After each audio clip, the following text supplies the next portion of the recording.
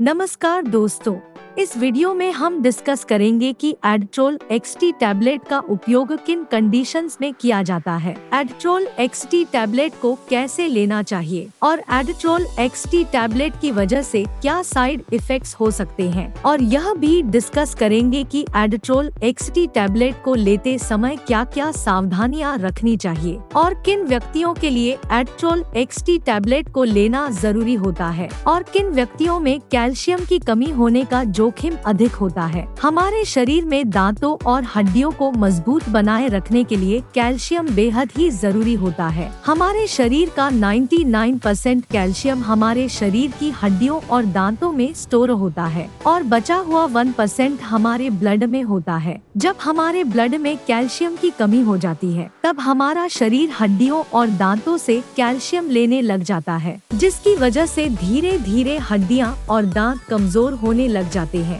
हड्डियां कमजोर होने की वजह से हड्डियों में हल्की सी चोट या गिरने की वजह से भी फ्रैक्चर हो सकता है। कैल्शियम की कमी की वजह से दांतों की जड़ें कमजोर हो जाती है और दांत भंगुर होकर टूटने लगते हैं और छोटे बच्चों में कैल्शियम की कमी होने पर उनके दांतों को निकलने में देरी हो सकती है या लंबा समय लग सकता है। बच्चों में कैल्शियम की कमी लंबे समय तक रहने पर उनकी हाइट भी कम रह सकती है। कैल्शियम की कमी की वजह से बच्चों में रिकेट्स हो सकता है और अडल्ट्स में ऑस्टियोमलेशिया और ओस्टियोपोरोसिस होने का रिस्क अधिक हो जाता है। ओस्टियोपोरोसिस एक हड्डियों का रोग है जिसमें हड्डियां बहुत ही कमजोर व अंदर से खोखली हो जाती है, जिसकी वजह से हड्डियों में हल्की सी चोट या गिरने की वजह से भी फ्रैक्चर हो सकता है। शरीर में कैल्शियम की कमी होने पर शरीर की हड्डियों और जोड़ों में दर्द रहने की समस्या भी हो सकती है। कैल्शियम के साथ विटामिन डी भी लेना जरूरी होता है। शरीर में विटामिन डी की कमी होने पर भी कैल्शियम की कमी हो सकती है, क्योंकि विटामिन डी शरीर में कैल्शियम के अवशोषण में मदद करता है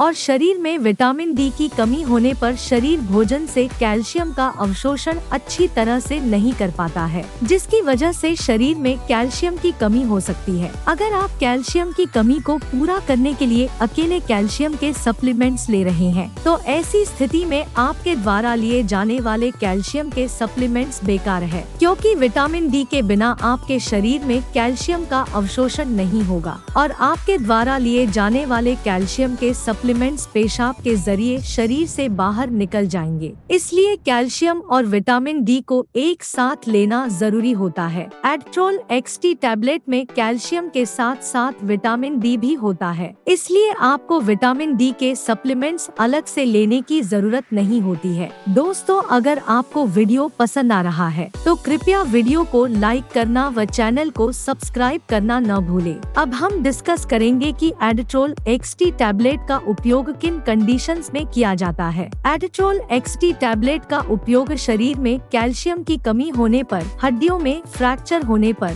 रूमेटॉइड अर्थराइटिस और ऑस्टियोआर्थराइटिस होने पर, शरीर के जोड़ों, हड्डियों व मांसपेशियों में दर्द होने पर, न्यूरोपैथिक दर्द होने पर यानी नसों का दर्द होने पर, डायबिटिक न्यूरोपैथी होने पर, गर्भवती महिलाओं और स्तनपान करा रही महिलाओं के लिए ऑस्टियोपोरोसिस होने पर, ऑस्टियोमलेशिया या रिकेट्स होने पर, शरीर में न्यूट्रिशन की कमी होने पर, शरीर में दांतों, जोड़ों और हड्डियों को स्वस्थ बनाए रखने के लिए, और जो व्यक्ति मिर्गी या दौरों की दवाइयां ले रहे हैं जैसे फेनोबार्बिटल फेनिटोइन, उन व्यक्तियों को भी डॉक्टर एड्ट्रोल एक्सटी टैबलेट को लेने की सलाह दे सकता है। अब हम डिस्कस करेंगे कि किन व्यक्तियों में कैल्शियम की कमी होने का जोखिम अधिक होता है और किन व्यक्तियों को एड्ट्रोल एक्सटी टैबलेट को लेने की जरूरत पड़ सकती है। जो व्यक्ति शुद्ध शाकाहारी डाइट लेते हैं और दूध, दही जैसे डेयरी प्रोडक्ट्स का सेवन बहुत कम मात्रा में करते हैं, ऐसे व्यक्तियों में कैल्शियम की कमी होने का जोखिम अधिक होता है।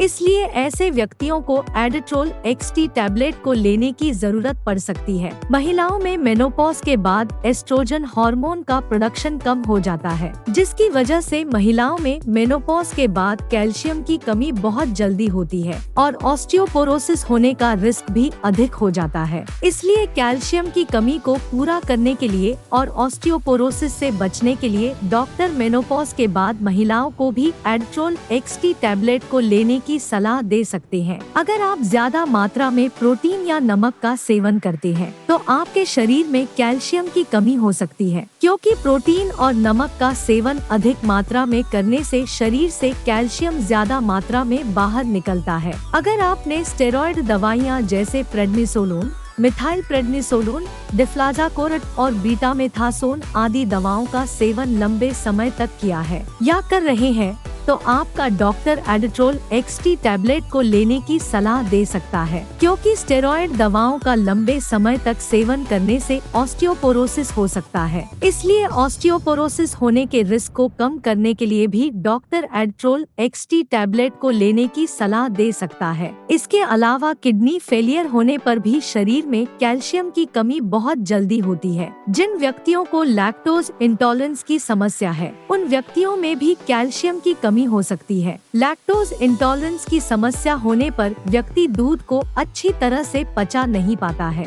जिसकी वजह से भी शरीर में कैल्शियम की कमी हो सकती है। अगर किसी व्यक्ति को दूध को पीने के बाद पेट में दर्द, पेट में गैस, पेट में भारीपन, दस्त या स्टूल के अंदर फैट आती है तो ये लक्षण लैक्टोज इंटॉलरेंस के हो सकते हैं। अब हम डिस्कस करेंगे कि एड्रोल एक्सटी टैबलेट को कैसे लेना रिकमेंडेड होता है। एड्रोल एक्सटी टैबलेट को खाना खाने के बाद लेना रिकमेंडेड होता है। एड्रोल एक्सटी टैबलेट को आप हल्के गर्म दूध या हल्के गर्म पानी के साथ ले सकते हैं। आमतौर पर 18 साल से अधिक उम्र के ज्यादातर व्यक्तियों को डॉक्टर एड्रोल एक्सटी टैबलेट को दिन में एक ही बार लेने की सलाह देते हैं। एड्रोल एक्सटी टैबलेट की डोज उम्र, शरीर के वजन और बीमारी की गंभीरता के आधार पर कुछ व्यक्तियों में इससे अलग भी हो सकती है। इसलिए आपको एड्रोल एक्सटी टैबलेट को आपके डॉक्टर द्वारा बताई गई डोज में ही लेना चाहिए। एड्रोल एक्सटी टैबलेट को कितने समय तक लेना चाहिए, यह उम्र और बीमारी की गंभीरता के आधार पर सभी व्यक्तियों में अलग अलग हो सकता है। इसलिए एड्रोल एक्सटी टैबलेट को डॉक्टर की सलाह के बिना ज्यादा लंबे समय तक नहीं लेना चाहिए। कैल्शियम का सबसे अच्छा स्रोत दूध को माना जाता है और दूध से बने उत्पाद जैसे कि पनीर और दही में भी कैल्शियम अधिक मात्रा में पाया जाता है। इसलिए अगर आप अपने शरीर की कैल्शियम की कमी को प्राकृतिक खाद्य पदार्थों से पूरा करना चाहते हैं तो आपको इनका सेवन पर्याप्त मात्रा में करना चाहिए। 1 लीटर दूध में लगभग 1300 mg कैल्शियम होता है। अगर कोई व्यक्ति या बच्चा प्रतिदिन 1 लीटर दूध को 2 भागों में बांटकर सुबह शाम पी लेता है तो उसमें कैल्शियम की कमी नहीं होती है। इसके अलावा मूंग दाल, बादाम, नारियल, सोयाबीन, आम, संतरा और आंवला भी कैल्शियम से भरपूर होते हैं, इसलिए इनका सेवन आपको भरपूर मात्रा में करना चाहिए। साइड इफेक्ट्स की बात करें तो वैसे तो एड्रोल एक्सटी टैबलेट एक बहुत ही सुरक्षित दवा है और ज्यादातर व्यक्तियों में एड्रोल एक्सटी टैबलेट की वजह से कोई साइड इफेक्ट्स नहीं होते हैं। लेकिन अगर आप एड्रोल एक्सटी टैबलेट को रिकमेंडेड डोज से ज्यादा डोज में लेते हैं तो इसकी वजह से ब्लड में कैल्शियम का लेवल ज्यादा हो सकता है, जिसको हाइपरकैल्सीमिया भी कहते हैं। शरीर में कैल्शियम का स्तर ज्यादा होना भी नुकसानदायक होता है। कुछ रिसर्च में यह पाया गया है कि ब्लड में कैल्शियम का लेवल ज्यादा होने से दिल से संबंधित रोग होने का रिस्क अधिक हो जाता है। किडनी में पथरी होने का रिस्क भी अधिक हो जाता है। इसलिए डॉक्टर की सलाह के बिना एड्रोल एक्सटी टैबलेट को ज्यादा डोज में या ज्यादा लंबे समय तक लेने से बचना चाहिए। अब हम डिस्कस करेंगे कि एड्रोल एक्सटी टैबलेट को लेते समय क्या क्या सावधानियां रखनी चाहिए। थायराइड की टैबलेट और एड्रोल एक्सटी टैबलेट को एक साथ नहीं लेना चाहिए, क्योंकि थायराइड की टैबलेट और एड्रोल एक्सटी टैबलेट को एक साथ लेने से थायराइड की टैबलेट का अवशोषण कम हो सकता है, जिसकी वजह से थायराइड की टैबलेट की प्रभावशीलता कम हो सकती है। अगर आप थायराइड की टैबलेट को लेते हैं तो आपको थायराइड की टैबलेट और एड्रोल एक्सटी टैबलेट में 8 से लेकर 10 घंटे का गैप रखना चाहिए। किडनी की कोई समस्या होने पर और किडनी में पथरी होने पर एड्रोल एक्सटी टैबलेट को डॉक्टर की सलाह के बिना नहीं लेना चाहिए। आपको एडट्रोल एक्सटी टैबलेट को लेते समय आयरन के सप्लीमेंट लेने से बचना चाहिए, क्योंकि कैल्शियम के साथ आयरन के सप्लीमेंट लेने से कैल्शियम शरीर में आयरन के अवशोषण को रोक सकता है। वीडियो को देखने के लिए आपका धन्यवाद। अगर आपको वीडियो पसंद आया तो प्लीज वीडियो को लाइक कर देना, चैनल को सब्सक्राइब कर लेना, और अगर आपका एडट्रोल एक्सटी टैबलेट से संबंधित कोई प्रश्न है तो आप कमेंट करके पूछ सकते हैं।